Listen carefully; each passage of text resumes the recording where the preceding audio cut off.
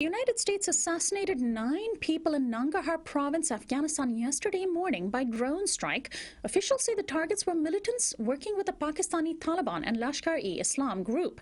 Last Thursday, another drone strike in the Pakistan-Afghanistan border region reportedly killed a prominent Pakistani Taliban leader, Khaure Massoud.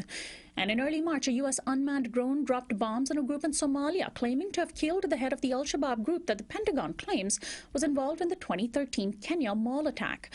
Bombs dropped by unmanned remote-controlled drones have become routine forms of warfare, allowing the U.S. to pick off people it deems unworthy of life within a complex and secretive chain of command that has almost no public accountability. The ACLU just sued the Obama administration to reveal the details of how and why people are targeted by drones, particularly since some of those people are U.S. citizens. Now, a new book by journalist Andrew Cockburn lays bare the evolution of drone warfare as part of the U.S.'s military history. Andrew Cockburn is the Washington editor of Harper's Magazine, the author of many articles and books on national security. He's also a regular opinion contributor to the Los Angeles Times, and his book is called Kill Chain: The Rise of the High-Tech Assassins. Welcome to Uprising, Andrew. Hey, good morning. Good to be with you. Thanks so much for joining us. Now, you open your book with the story of the 2010 drone bombing of a convoy of civilians in Afghanistan. Heartbreaking story. And you point out in great detail the drone operators and the people in this very complex chain of command who assumed that they were observing Taliban militants. Instead, they ended up killing several children, women, and men. How did the chain of command of all of the people viewing these civilians from different parts of the world determine that the group in 3 cars were Taliban militants?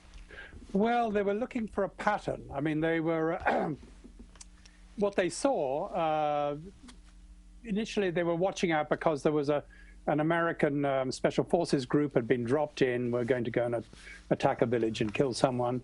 So the drone was watching to look for Taliban reinforcements coming to defend the village. They saw these 3 vehicles, and the first thing they saw heading towards where the Americans were, they saw 2 of them flash their lights at the 3rd. And they thought, aha, that's a sign of...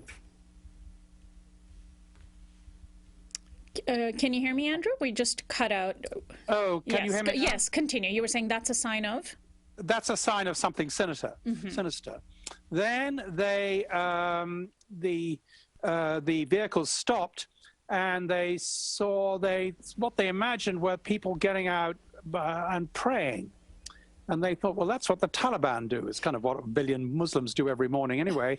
But they thought, aha, that's a sign, as one of them said, they're going to do something nefarious.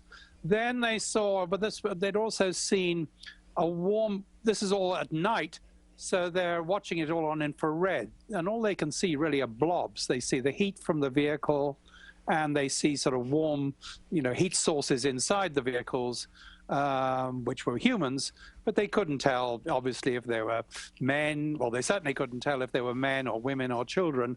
They just assumed they were all men. They thought they saw a rifle, which was probably a turkey that one of the passengers was carrying to give to as a present for a relative in Kabul. And they just assumed, they thought this fitted the pattern of a Taliban convoy, and the idea that it might be women or children never entered their heads. Even when one of the watchers at another base in Florida said they thought they saw a child, they said, oh, well, a child, are we talking toddler or are we talking adolescent? They said, probably an adolescent. Well, how old is an adolescent? Well, an adolescent could be 13 years old. Well, 13 years old could be a military-age male. Okay, it's okay to kill him. So everything was forced into this sort of formula that made it okay to kill these people.